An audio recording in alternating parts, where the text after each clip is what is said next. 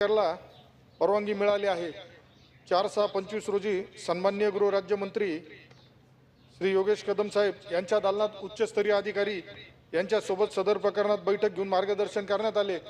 त्याबद्दल मी सन्माननीय न्यायालय व शासन यांना धन्यवाद देतो।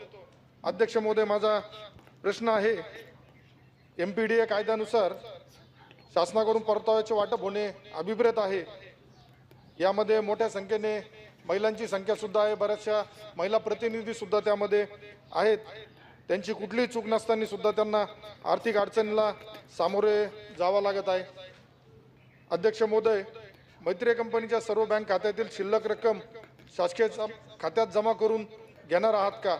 सर्व खाते ॲक्टिव्ह करून शिल्लक असलेली रक्कम मैत्री प्रकरणातील पीडितांना परतावा वाटप करण्यासाठी बँक ऑफ इंडिया येथे नव्याने उघडलेल्या शासकीय खात्यात जमा करून घेण्याची कारवाई